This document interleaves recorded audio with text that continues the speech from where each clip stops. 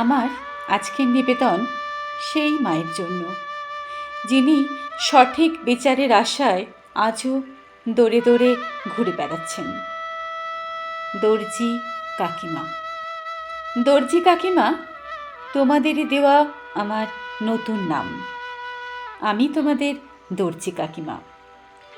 এই আধুনিক সমাজেও মানুষ পরিচিত হয় তার জীবিকার নামে। দর্জি নাম শুনলেই যারা নাক সিটকন তারা একটু মনে রাখবেন, যে বড় বড় নামকরা বুটিক থেকে আপনারা অনেক পয়সা দিয়ে জামা কাপড় কেনেন, ওই জামা কাপড়গুলো আমরাই সেলাই করি, আমরা দর্জি কিনা।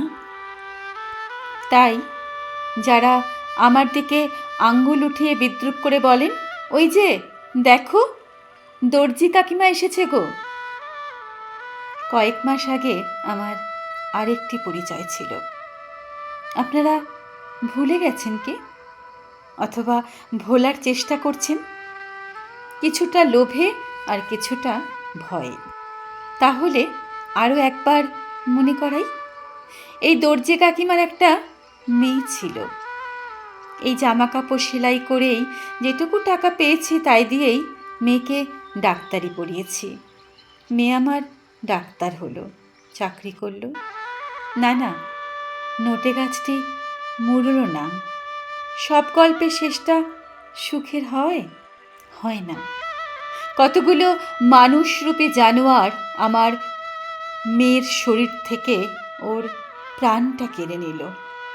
ওহ, জানেন, আমি দেখেছিলাম ওকে, ওর সারা মুখে যন্ত্রণার ছাপ, ওর চোখ দিয়ে রক্ত বেরিয়ে এসেছিল।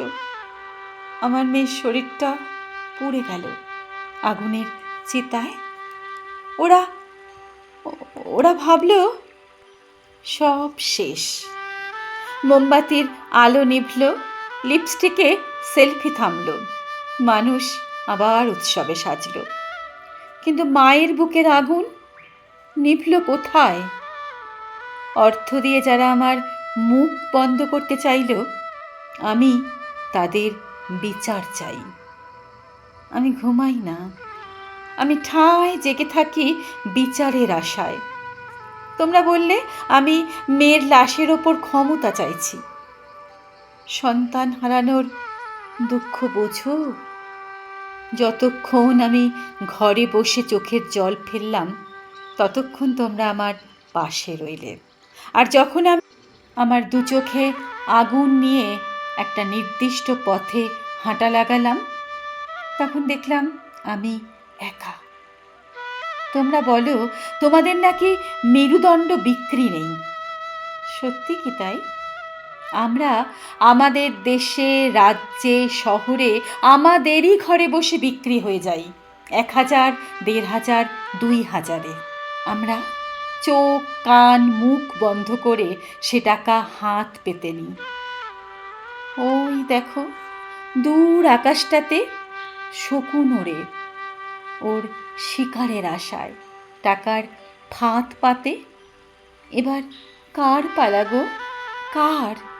কার বুকের ধন ওরা ছোঁ মেরে নিয়ে যাবে? আমার বর্তমান পরিচয় দর্জি কাকিমা।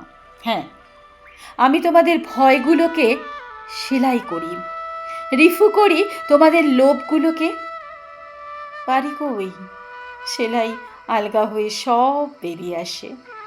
আমি হাঁটছি, হেঁটেই চলেছি, আমাকে তো থামলে চলবে না। রক্তে ভরা দুটো চোখ অসহায়ের মতন আমার দিকে তাকিয়ে।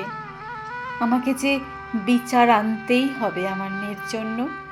তাই তোমরা এই দর্জি কাকিমার পেছনে থাকো আর না থাকো, আমাকে চলতেই হবে। কবিগুরুর কথায়, যদি তোর ডাক শুনে কেউ না আসে, তবে একলা চলো রে।